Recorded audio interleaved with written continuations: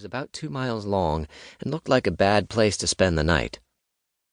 "The island looks like it has a northern entrance and a southern exit. When the tide comes in, of course the water comes in from both ends, but with the right amount of dredging, you could keep the entire marsh flooded and create a current from north to south that would be strong enough to act like a river." "Sounds like you're talking about a moat, Mr. Rush. How is a moat supposed to make this place safe? People can use a boat to get across." "Think about layers of safety, General. You said you could finance the construction of a shelter that's impenetrable. That's good, but you can't just put it anywhere you like. It has to have layers outside that at least make it miserable for someone who's trying to take it from you." The general had heard Titus make his speech before, but he liked the way the unconventional man thought, so he listened to it again. "The perfect shelter has to protect you from whatever has happened, whether it's a nuclear war or a natural catastrophe. Let's call it an apocalypse. It also has to be able to meet your basic needs for a very long time, and it should be something you can protect from people who try to take it away from you. Anything else would be temporary." The general looked back toward the island and said, "Okay, we need a moat. The Army Corps of Engineers can dredge out this marsh until it's deep enough for you. What about keeping it from getting filled back in by sand carried in on the current?" As soon as he asked the question, he knew the answer. Titus didn't bother to say anything. "Jetties," said the general. "That's a big order, Mr. Rush. Do you know how much that will cost the taxpayers?" Once again, Titus didn't answer. He already knew he would get whatever he needed. When he and his survivalist group were first approached by the government and asked to make shelters that were guaranteed to protect their occupants, they had agreed to do it on the condition that the financing would be a blank check.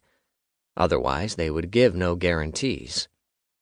His group had also made it abundantly clear that there couldn't be a total guarantee, but they could be close to perfect if they were given everything and anything they needed. Right now, at this same moment, the other members of his survivalist group were spread out across the country with their teams of generals, politicians, and moneymen. All of them were playing out their own personal fantasies about what would work if they could have whatever they needed, and if they had the resources to make their shelters work. Each shelter would stretch the imagination of the planners and builders, as well as the wallets of the government. Besides, Titus knew they were also collecting money from influential people who would be brought along for the ride in the event of an apocalypse. The general had gotten used to Titus Rush not answering, and he decided it wouldn't do any good to turn down any of his requests, no matter how costly they were. "What else, Mr. Rush?" "I'll give you the plans for the shelter. I've already drawn them up. This site will be perfect once the moat is in place. I'll also need a dock here on the mainland and one on the island. I'll add them to the drawings so you can see where I want them. I need a boat. I want the power supply to be permanent, so we'll need to connect the shelter to the mainland by something that crosses the bottom of the moat."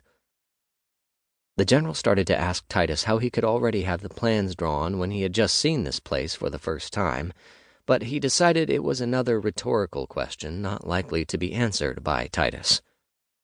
He reasoned that the smaller man had undoubtedly been picturing this possibility for a long time. If he was really a survivalist, then these ideas of his had been rattling around inside his head, just waiting for their chance to come out. "I need something else, General, and it's something your friends back in D.C. already agreed to." "What's that, Mr. Rush?" "Upgrades. I need to get upgrades as technology makes advances. We're going to start with shortwave radio and TV reception, but there's no way those things are going to remain state-of-the-art. From what I hear, there's going to be a man on the moon this summer. After that, I expect to see technology take off. If it gets invented, I want it in this shelter." The general turned toward the rest of their group. 2 were armed military escorts. The stuffed shirt who was sweating too much was the man who was supposed to make the money move from one place to another without questions, and the others were the engineers who would get the work done. He gave them a nod much like the one he had gotten from Titus, and they all knew the project was begun. The next meeting of the survivalists was the following week, and Titus got to see all of their individual choices. He thought some were questionable, but he had given them free rein when it came to their own plans.